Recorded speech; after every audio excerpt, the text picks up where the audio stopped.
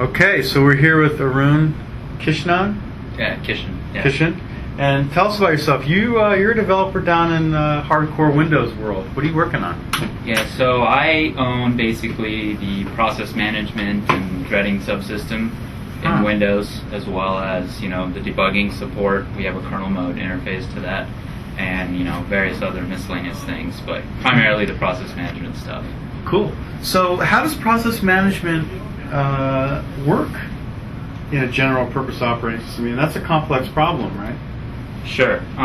There's many aspects to it. I guess process management interacts with other components that you've already covered, like object manager, memory manager, and the scheduler also. So, kind of at what level detail do you want to discuss? Well, let's keep it up at the higher level for now, and then we can dig in as you'd like to. Okay, so basically, the process management subsystem provides the set of APIs that you can use to create processes, threads, query information about them, change properties on them, terminate them, open other processes, create them under certain user contexts. Like I want to, run as, for example, that kind of stuff. It doesn't deal too much with actual scheduling, for example. That is provided by the scheduler component. We just, provide interfaces to create these and manage these things. There's a layered design to the kernel, and the way it works is, I can sure go for it. Love the way it works. So, if you look at the kernel, we have what's called the KE, the core kernel component, and then we have other kernel components. Put memory management here because this is a component that KE kind of talks to directly. And then we have other things like process management, thread management, security, so on. And for the most part, code inside KE is pretty self-contained. It doesn't really deal with these upper levels. You would consider these to be the executive layer in the operating system. Because they deal with execution. Well, this is kind of a formal term that we have. Okay. So for example, we have a data structure which we would call the K-thread object, which is the kernel thread, and what this would have is state relating the machine state of the thread as well as like priorities and stuff. Okay. So this is just the information that the scheduler needs to figure out which processor this thread should run on, and other machine state of the thread, right? Priority, whatever. Now, the process management layer sits on top of this and exports an object called the E-thread. This is an object manager object, right? Which basically is a container for the K-thread object, and it now includes lots of other stuff like, the impersonation token,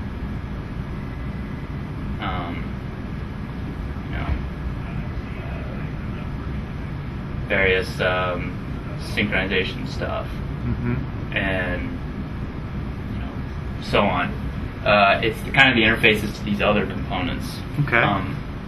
And this is what provides all the system interfaces that user mode apps can call to create threads or whatever. Even for drivers, we provide a set of interfaces to do thread creation and so on. Excellent. So that's pretty much what you're doing as process manager. Yeah, this specific component's like kind of the big area I own. There's a whole bunch of user mode code that creates like a meta layer on top of this that I also work on quite a bit. So that's for the Win32 people to program against. So the original design of NT, going back to here, was to be very general purpose. So you had kind of your kernel, now including everything in the previous diagram, and then user mode, and we have a what's called the system DLL, which is NTDLL, and this provides all the native functionality, the NTXXX form of APIs, and the processes and threads you create through these interfaces found in NTDLL are what are called the native threads and processes, right? Sure. And separate from that is Win32. Like today we don't think of this difference, but initially when the system was designed, Win32 was a separate subsystem. NT was designed to allow different subsystems to run on top of it. Win32 was just one of them. Another one was POSIX. And another one was OS2. And the idea was that each of these would provide some library which would provide a way to create threads or processes, which then went through NTDLL into the kernel. And there was a separate process, like a subsystem privilege process for each of these subsystems that would, manage specific semantics for that particular type of process. So today we still have CSRSS, which is the Windows subsystem process. And you see this, if you look in Task Manager, and it's running in each session. What it does is it basically is the server side. There's one instance of this for all Win32 processes. So it manages all the state about, Win32 processes. And the POSIX has a similar one called POSIX. If you install software services for Unix, which Microsoft supports, then you'll see this subsystem. And this subsystem provides like the POSIX APIs for like fork, whatever. And it's built on top of the primitives that NT provides. And then OS2 is no longer supported, but this is kind of the basic model that we provide. And so the API that most people are familiar with, create thread, create process, create process as user, all these different variants are implemented in DLLs, client DLLs that you would load into a Win32 process, kernel 32 or advapi, which then will do some processing on these arguments, let CSRSS know about this process that we've created, and the process or thread is created through native interface, but that's not exposed to apps. And then you'll notify the CSRSS or whatever that this thing has been created, so these subsystem processes can maintain some state about them. Excellent. So that's kind of the original design. Today, primarily, we just have this. Just Win32. Right. Yeah. And this is an optional component. Sure. But the original design of NT allowed this.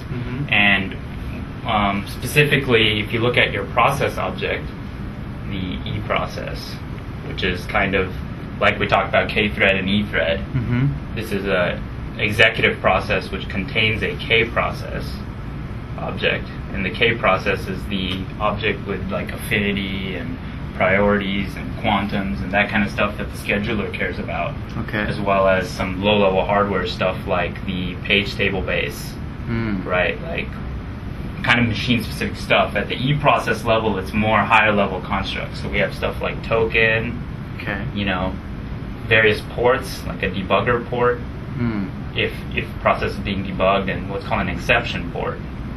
And the exception port was added so that when you take an exception, first it goes to the debugger if there is one. If there isn't a debugger, we go back to user mode and try to run the exception handlers. Right, when you do your try finallys, this is where you get a chance, you take a AV or whatever. Sure. If that's not handled, we have basically a global handler that sits at the top of all threads. I mean, we can talk about that in a little bit. We should. And what that does is it basically says it can't handle the thing. And if that's the case, it'll go back to kernel as a second chance.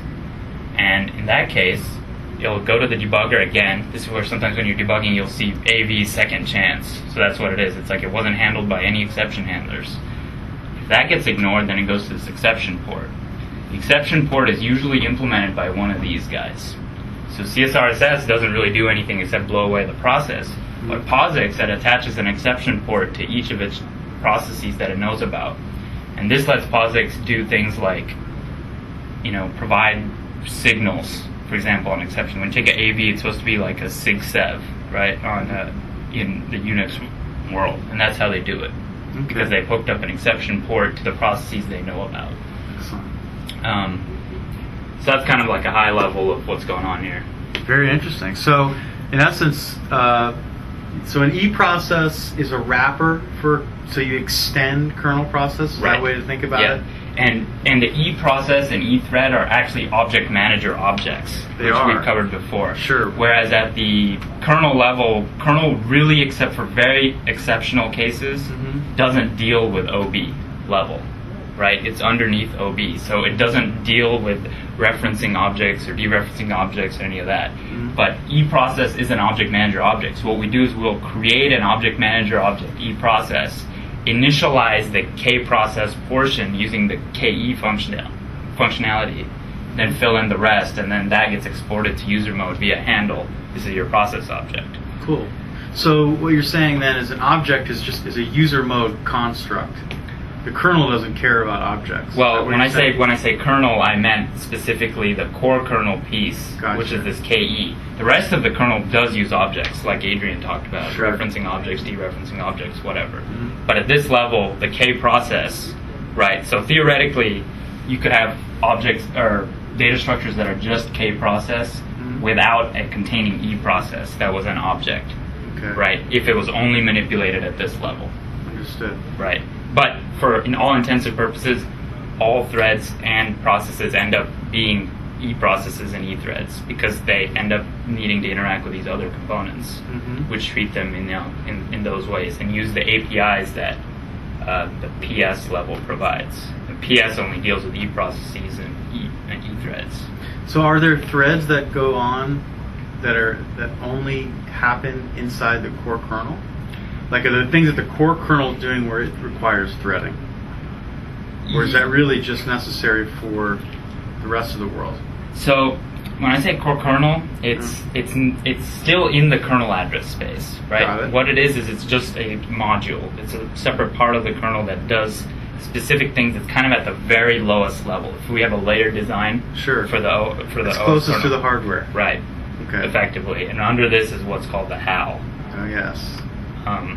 But this is kind of the lowest level. This is where you'll see like most of your platform-specific code.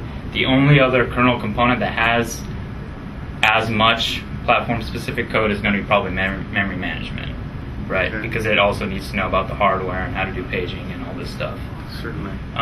Process management has some knowledge of hardware-specific stuff because we're managing context for threads, right? What registers go and where do we put the argument when you create a thread, and so we need to know which registers to stick stuff in. So we have some knowledge of it, but most of all that is at the KE level. So there are some things that are started as basically static, K process or K threads, and that's basically like when we boot up. For example, we bootstrap everything in, and so the first K process is part of a statically defined structure, which ends up being the idle process. That's what the idle process is, huh? Yes. So the idle process, when we start up, we're just running code, right? And so what we want to do is eventually bootstrap the system. So we have this structure which we set to equal the current process. This idle process, we initialize it, and then for each processor in the system, we create a idle thread. So the idle thread is really a thread at the KE level, right? That really doesn't get exported out. Okay. It's like a defined global, or for subsequent processors, it's dynamically allocated. But conceptually, it just runs the idle loop. So the scheduler picks this thread to run, and there's one poor processor who picks it to run when there's nothing else to run, right? And so this thing is kind of the one process that's purely kind of really at the KE level, right? PS doesn't really know about it for the most part. And so, could you just briefly describe, like, what is the purpose of doing it that way? It's just a bootstrap thing that we have, right? because when we start up the system, we don't really have processes or threads. So we have the statically defined structure which we initialize as the first thing, and then we have to call into initialize process management, right? And so the real first process that's created, first real process, is the system process, which I'm sure you've seen also. Sure.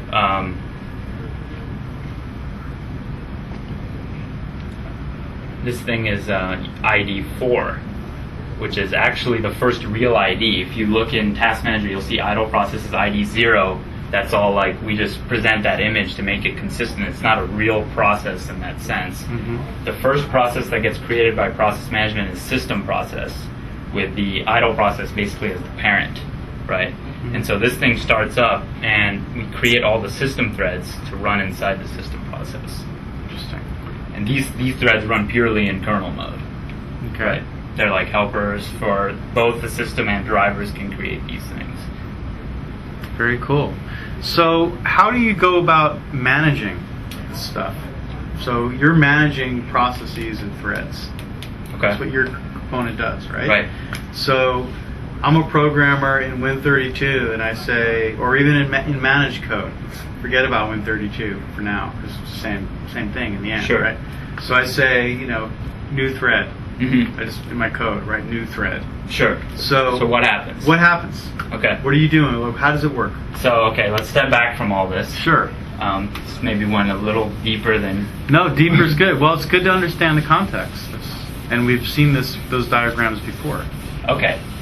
So let's just talk about specifically what is a create thread. Yep. Okay. So to create a thread, there's two classes. There's system threads, which run purely in kernel mode. So we're not interested in that. We're talking about user mode level, user threads.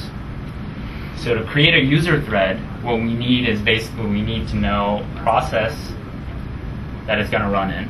Yep. So you can, in NT, you can create a thread in your current process, or we have interfaces to do create remote thread, which is create a thread in the other guy's process, right? As long as you have access to open the process for the appropriate privilege, you can do this. Sure. So you need to do this, you need to have a stack to run on, and you need like a context, basically. And this is pretty much it. We also have this idea of a tab, which is a thread environment block, which is associated with every thread and has some info that threads can easily access. We usually set a register to point to this thing, 32-bit, for example, with FS, and it provides a way to find, like, for example, thread local storage or whatever in the context of that thread. So this is kind of the stuff we need to, like, create a thread. So when you say create thread, we'll come into some DLL for convenience. Let's take the Win32 stuff, so kernel 32. And then we'll basically call, the NT service, NT create, thread. And there's like a EX version in Vista. So there's a multi-step process here that occurred previous to Vista, but conceptually it's all the same. What we'll do is we look at some properties that they've specified about what kind of stack size they want. And the stack has two elements, which is kind of the virtual size of the entire thing, which is called the reserve, basically. And then there's the committed portion, which is the part that's actually backed to page file at any time. And what we do is we can grow on demand, because we have a guard page at the end. I know if Landy talked a little bit about this in the memory management section, but what we do is this allows us to then grow as we need and not actually commit the entire thing. Excellent. So the user can specify what they want here for both the reserve and the commit. And then we take basically the start address that they say, because when you create a thread, you have some code you want to run. So you give us a start address and you give us a parameter. And we package this up into a machine context for your platform. So if you take x86, you'd have your EIP, pointing. You'd want it ultimately to point to this, and some register or on the stack this parameter be present, right? But we have to do a little bit of magic to actually get all this to work. When you pass this in to the kernel, what we want to do is we want to first run our code before this thread starts up, and we want to put some wrapper around the actual start address. So without getting into a lot of the nitty-gritty mechanics, conceptually, what happens is we take the context that describes, we take these things, and what we do is we actually have a wrapper function in NTDLL we're talking about Vista now. This is not quite this way in older OSs, but conceptually it's the same. Okay. It's called like the RTL user thread start, which is kind of like a wrapper base function that all threads start execution at. Okay. And we know where this address is because the system during boot maps the NTDLL and looks up some key entry points. So we know where this function is. What we do is we construct a context that says, hey, let's run at this address, and we pass it 2 arguments, effectively. Those 2 arguments are the user start address and the user parameter. And we build a context that describes this, Okay. right? So the instruction pointer is going to be here, and we have these in the arguments. And this is like, let's call it context A. Now what happens is, before the thread actually runs, we want to bootstrap some stuff. There's some user mode state, that we want to have set up before the thread starts running user specified code. So what the kernel actually does is we change the context that runs to run a special piece of code called the loader initialization. So loader initialization is a bunch of code that's in NTDLL, again, that either initializes the process for the very first thread that runs in a process. It'll run some special code that creates the heap, sets up a whole bunch of data structures in NTDLL, like the library database, like which libraries you're loading. And for every subsequent thread, it allocates some thread-specific state, and then basically calls each of the DLLs with a thread attach, saying, hey, there's a new thread in the process. And we want to do that before we run the thread's code. So what we do is we actually change this context to a set context that, the initialization context, the init context.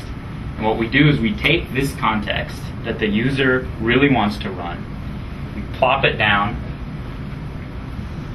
on the user stack. So this is the user stack now. And you effectively will plop down this user context here. And we'll actually have the real context be this init context, right? And the init context has as one of its arguments, has this as the instruction pointer, the loader initialization. And one of the arguments is going to be this context. Sounds a little confusing. What happens is when the thread runs, it'll run the loader initialization. Loader initialization decides, is this the first thread in the process? If it is, then let's initialize all the process data structures, create the heap, etc. If it's not the first thread, then it will run the thread initialization. And then what it does is executes a special system call that says nt continue, which you can think of as basically change my context to be what I'm passing in. And what we'll pass in is this pointer to this thing, which we copied to the user stack earlier. And basically it'll effectively change the processor state to be running at what's specified here, right? And then we start running the user code, but not quite. Because as I said earlier, we always wrap it with this RTL user thread start. Okay. So what that thing does is RTL user thread start basically has a try, except,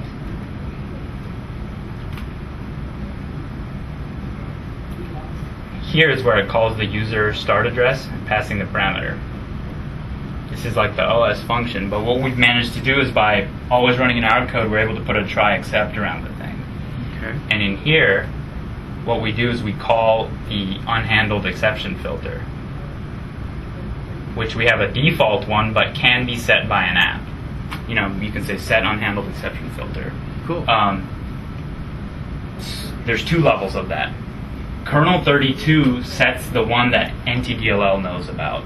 That's not like a publicly available interface, right? That's like what the subsystem module, which in this case is going to be the Win32 processor, will be kernel 32. It'll fill that in, and it'll point to kernel 32's unhandled exception filter. Kernel 32 exports another API that let apps specify a helper function that this thing calls, right? So there's like a 2-level step here. What I'm talking about is at the OS level, the NT level, we only care about the filter that kernel 32 provides, not the user specified ones. Kernel 32 manages that once we call them. Sure. So this thing implements all your error reporting and all this stuff and crash, because this is the last exception handler on your stack, right? It's at the very top. And basically, if this thing doesn't handle it, it'll unwind, go to the kernel, and do that second chance stuff we were talking about. Otherwise, it comes in here and it basically terminates the process. That's what we do in this handler, effectively. On the assumption that if you took like some corruption, Okay. right, we don't necessarily want to keep running. Absolutely. Right, we don't want to just terminate this thread. We want to probably blow away the whole thing, which is why. Well, that's an important point Yeah. that you just said. I mean, to stress that you terminate the process, even though it's a problem inside the thread. Right, Okay. and we made this change actually, I think, relatively recently, just a couple releases ago. Before, we used to just terminate the thread. You know, on the second chance, even in the kernel, we would just blow away the thread, and then we thought, well, maybe we don't want to let this thing keep limping along with some corrupt state that causes crashes, becomes vulnerable. Absolutely. So what we did is we just blow away the whole thing now. Interesting. Yeah. So this is kind of like how when you create a thread till we actually get running, all this other stuff goes on. So you call create thread, and then this cascade of operations happens. Right, and then part of that is also, you know, actually creating the stack, and the stack is not anything really special. It's just a allocate virtual memory call. And this thing allows you to specify both that reserve size I was talking about and the amount that you want committed. And then all we need to do is set the stack pointer in this context appropriately to point to that block of memory, right? Okay. As far as this OS is concerned, the only thing that makes a stack is the fact that the thread's stack variables point to that blob of memory, right? Interesting. It's just a blob of memory otherwise. Okay. So this is how you create a thread. Cool. Now, I mean, it's good to always talk about the difference between a thread and a process, right? So Okay. you're the process manager, which implicitly means you're also the thread manager. Yes. So if I create a process that has only one thread in it, Mm-hmm. that's fine. Yes. You can't just create a thread outside of a process. Exactly. So as I was saying before, you need to associate a thread with a process, fundamentally, either the current one or a different one. System threads also are associated with a process. They can be associated with a user process, but typically they're associated with the system process, the very first process we create on the system. Okay. The only difference really is that they don't have any user state. So there's no user stack, there's no TEB, thread environment block that we access from user mode. These things execute purely in kernel. Okay. And so one thing I didn't mention here is we have this user stack, but when you run in kernel, you need a kernel stack.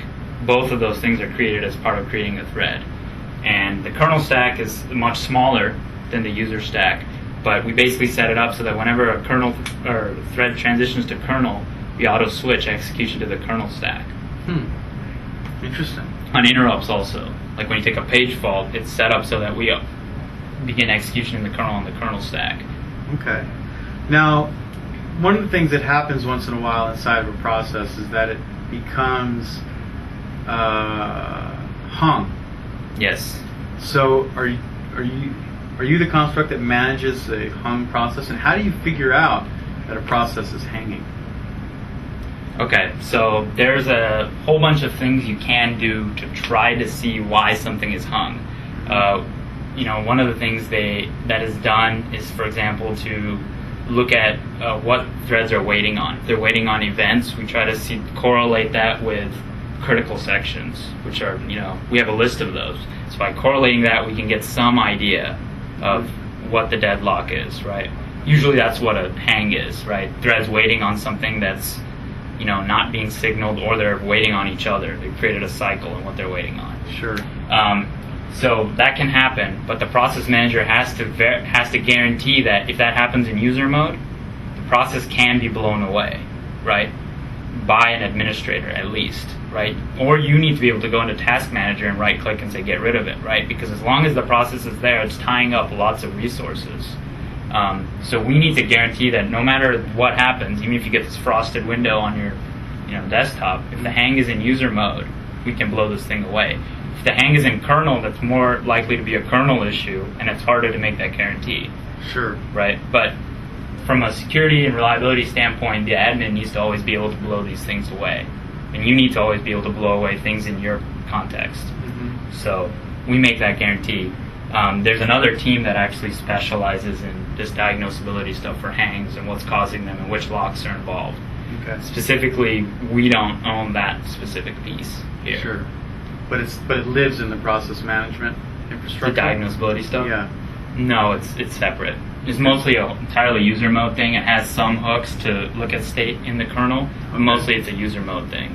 Cool. So I guess but it's happening in real time, right? The So- diagnosability or Yeah, why? the diagnosability. It happens when they think there is a hang, Got meaning it. there's some responsiveness lag for some time. For some time, and the thread's there's no Yeah. communication, and it seems to Yeah, be I don't know all the metrics they use to decide, Sure. hey, this thing is hung, but Okay. this is the basic idea. Very cool. And so let's talk a little bit about what's new in Vista. Okay. I mean, you mentioned the new, call that Yeah. you can make to create. So, right. So what else have you done for improvements in process management? So there's a few things. So this EX thing that I was mentioning is more of an artifact of some other work we did. Mm-hmm. You mentioned briefly before that, you can't have a thread without a process. Mm-hmm. But in the original NT design, it wasn't true the other way. You could have a process and not have threads. You could just have an empty process. That wasn't exposed via the Win32 interface. You could just create process and it would, run some code. Mm-hmm. But the NT interface let you create, if I erase all this.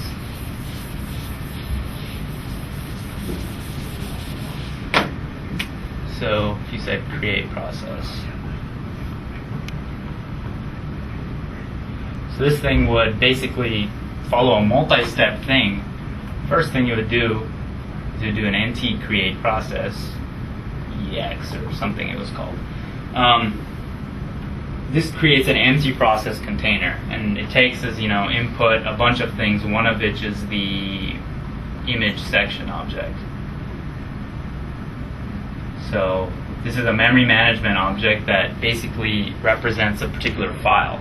This is what you want to execute, right?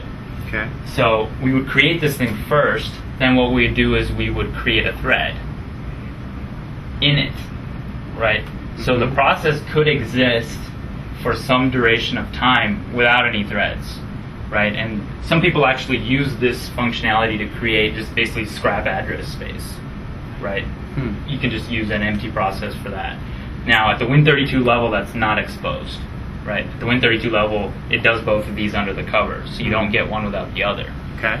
But if you think about it, now you have a window here in which there is no thread in here, and we need to create a thread in there, Okay. right? And the thread needs a stack, and various other things we need to be able to write into the address space, for example. I mean, the key things you can think about is fundamentally we need at least these two access rights to the new process. We need to be able to write the VM, and we need to be able to create a thread. Right?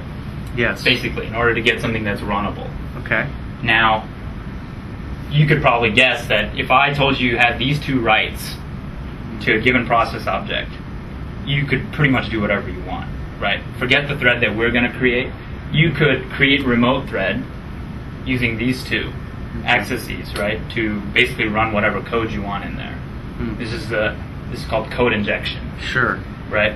So you could inject code, basically you could write a whole bunch of VM, fill it with instructions, then create a thread to run at that address, right? You're saying, oh, why does this really matter? Well, we started looking at some scenarios in Vista where we want to be able to basically activate a process that you don't, once it's activated, you don't have any access to. It sounds kind of weird, but there are some cases where this is kind of interesting. And so the obvious one, of course, is media content protection, right? You start up one of these things, once it's running, even if you're an admin, right, you don't have any real right to go and poke in there and see what's going on, right? To try to steal the content. I see. So these are kind of software protected processes, right? Okay. And now an easy attack against this whole thing, if what we did is only at this level we strip the access rights out. Mm-hmm. And we prevented only after this point, after we created this thread, that you can't create a thread, you can't write VM, you can't do all these dangerous operations. There was that window in which a malicious or clever guy could inject code in there. Once you can inject code in there, you basically control the process. Yep. So we wanted to have a model where you kind of could activate kind of a privileged activation in some way. You say run this thing and it starts running, and once it starts running you can't do anything to it.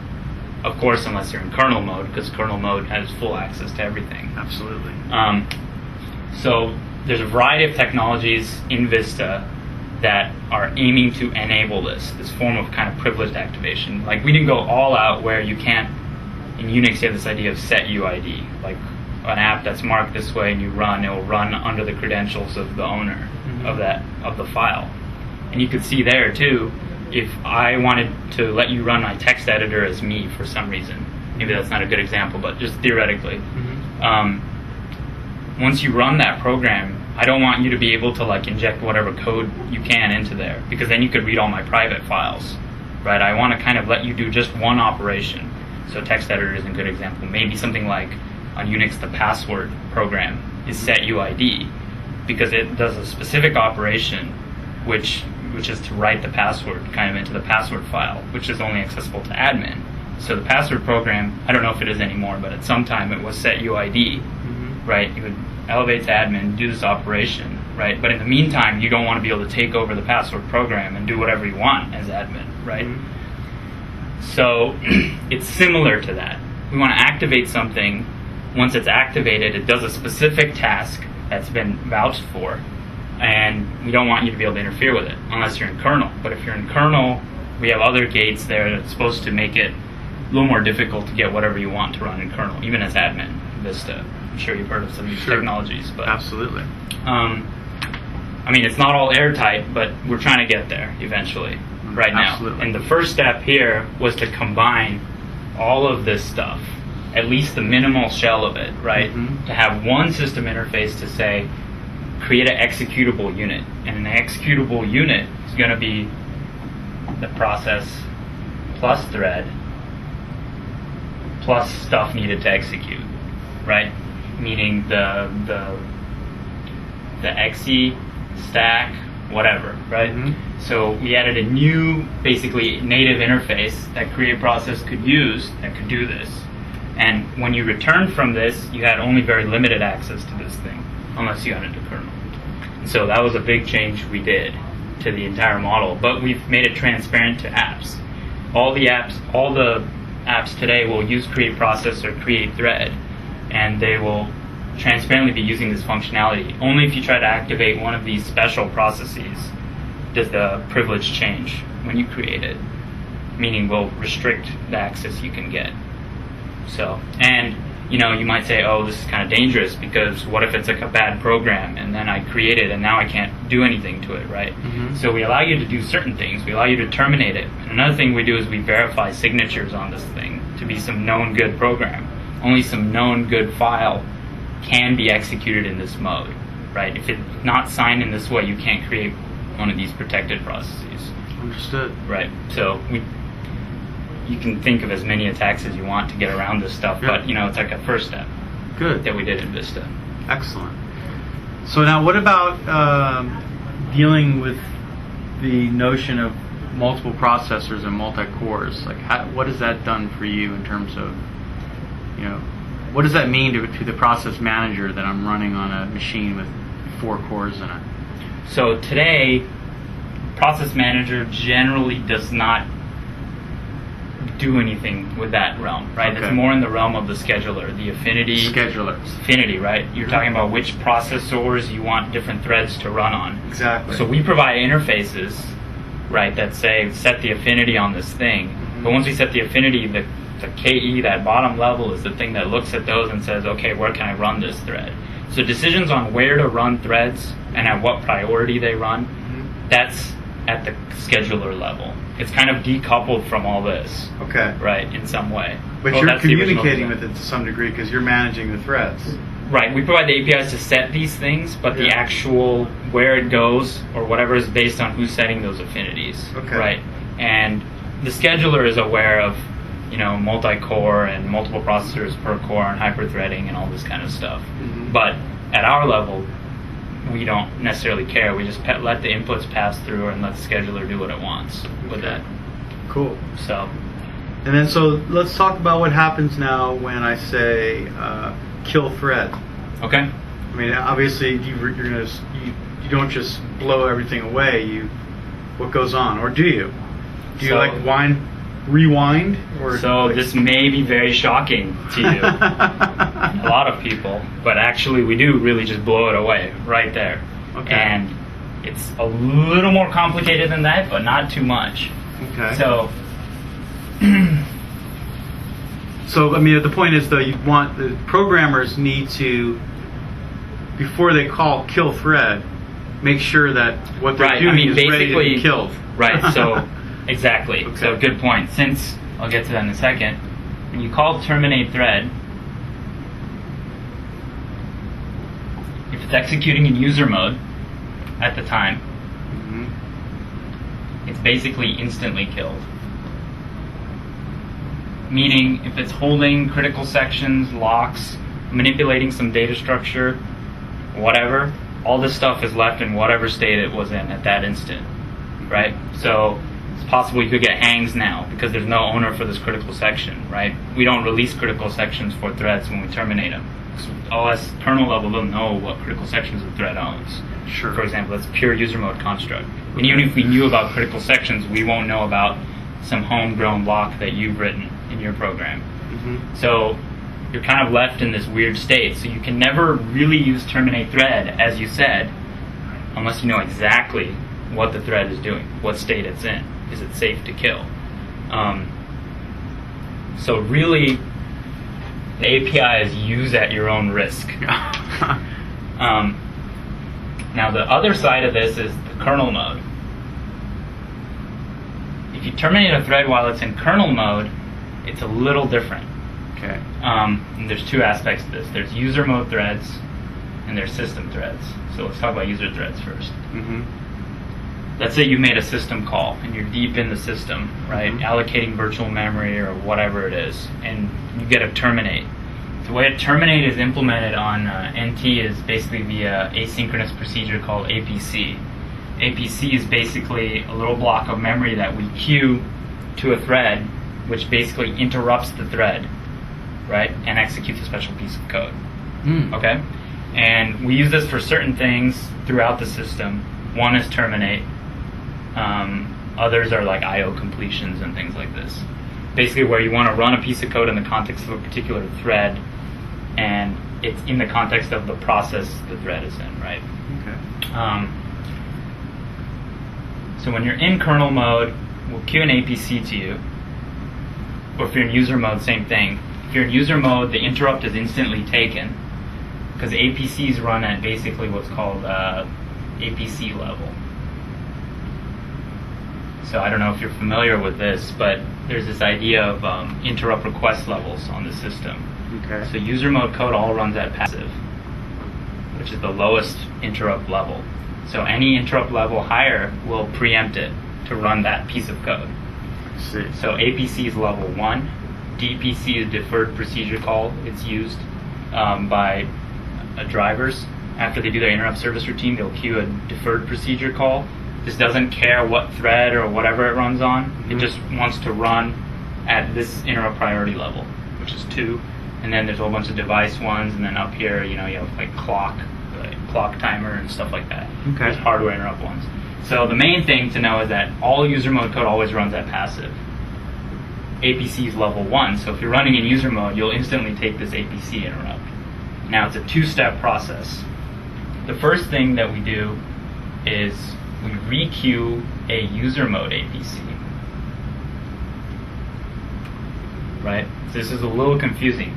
A user mode APC is kind of not an APC in the sense that it interrupts people.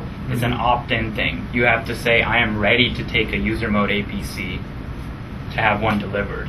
Okay. And it will happen at the time that you're returning to user mode. it'll run this code instead. Okay. And the idea is we don't want to interrupt your code at any random point when you're not ready for it. Because let's say you're running inside some code, you take one of these APCs and you call back into your code, right? But you might have been holding some locks, so you'll deadlock on yourself. This was a classic problem with signals in Unix, right? So there was a design decision made early on in NT that these user mode APC calls will not interrupt arbitrary code. You'll have to say, I'm ready to take one at this time. Now, terminate's a special case because you're not going to be in a state where you're saying, I want to take one right now. So what you do is you'll queue a kernel mode APC, and once the kernel mode APC fires, it'll fire, at APC level. There's a little more mechanics in there, but conceptually it will fire. Then we will queue a user mode APC and force this I am ready thing on, right? So what happens is when user mode thread's running, it'll take the APC interrupt, we'll queue a user mode APC that said I am, ready to take one, and before the thread returns back to user mode, it'll run this code. Now, user mode APC has a kernel part and a user mode part. This kernel mode part runs before we return back to user mode. And this is where we call exit thread in kernel. So it seems a little convoluted, but you'll see in a second why it needs to be this way. Okay. And the user mode part of this never runs, right? Because we run this part and this thing does the exit thread, which basically says, no, don't run me anymore. And then it queues the object for deferred dereference, right? Because you can't dereference yourself while you're still running because the memory will go out from underneath you. So it kind of swaps off, puts itself on a list, and it's asynchronously dereferenced. Okay. Object manager object, right? And then when the last dereference goes away, the whole thing gets deleted. Okay. So you're wondering, why is it this complicated? Well, it's this complicated because what if we're in kernel mode at the time you take one of these? You don't want to just blow it away right there. If we blew it away right there, let's say we are in a system call, you've allocated a bunch of memory in kernel, like non-paged memory, whatever, and we blew you away right there, all that stuff would be leaked, right? And that's like a serious problem because kernel resources are shared amongst everyone on the system. Sure. So if you could just create a whole bunch of threads and blow them away when they're in the kernel and leak a whole bunch of state, the machine would be unusable, right? Yeah. So what we want to do is we want to queue a kernel mode APC. The kernel mode APC will only fire when we're running at less than APC level, effectively, in kernel. We do some tricks where we have these things called critical regions, but conceptually, when we're less than APC level in kernel, this thing will fire, right? And what it does is basically queue this user mode APC so that right about when we fully unwound our stack from your call into the kernel, it will fire, right? Because right when we're about to come back to user mode, it'll run this part of it, right? So the kernel mode APC is just required in order to queue this thing in and kick you out of a wait, because you could actually be in the kernel doing like a NT, or at the Win32 level, wait for single object, right? You could be waiting on an event, so effectively you are in the kernel. So the side effect of queuing the kernel APC is that it will kick you out of this wait and abort the wait. Okay. So you'll start unwinding, right? Because at some point you're in the kernel in this, NT wait for single object, KE, whatever, wait for object. And what happens is it will get aborted and start unwinding. And right when it's about to come back to user mode, you take this last thing in it, and then you get blown away. Okay. So you don't leak any state that might be intermediately on your stack, like a temporary allocation or whatever it is, right? And the same is true for wait for any, right? Yes. So just any of those waits. Yeah, if you're doing like a user mode wait, you can get kicked out like this. Okay. Right. So the idea is there are certain cases where we've taken a kernel lock, right, and we're manipulating some kernel structure. So what we do is we basically block the kernel APCs before we take the lock, so that once we're in the lock or waiting on the lock, we don't get aborted from that wait. Okay. Now it's a little complicated, but maybe if you sit back and think about it a little bit, you'll see why we kind of need to do all this juggling. Absolutely. Yeah. Because you don't want to leave any corrupt state right in the kernel and the story. Right, but then a side effect of this is that anytime we're going to take a kernel lock, we first need to raise to APC level, effectively. right? So we can block both these terminate APCs, and suspend is also implemented with the kernel APC. So there's a whole bunch of aspects here, but fundamentally the key is it needs to be done at this point so that we've unwound the kernel stack. Absolutely. And we freed everything up. Now the difference with kernel threads, system threads, is that there is no user mode. They never return to user mode. So how does this work? Well, you can't terminate a system thread from a different thread. It basically has to terminate itself when it's done. That's basically the design there. Okay. Which makes sense. Yeah. That's good. I mean, it's good for stability and reliability of the system. Yep. I mean, very cool. Well, learned a lot here. Yeah. I mean, there's a lot goes on. I mean, it's good to talk about because there's so many issues with threading, right? Threading is one of the big burdens for programmers, especially dealing with asynchronous threads and the whole parallelism, parallelized code, and it's just hard to write concurrent code, et cetera, et cetera. So, really digging into what a thread is was very useful today. Sure. And how they work on the system is excellent.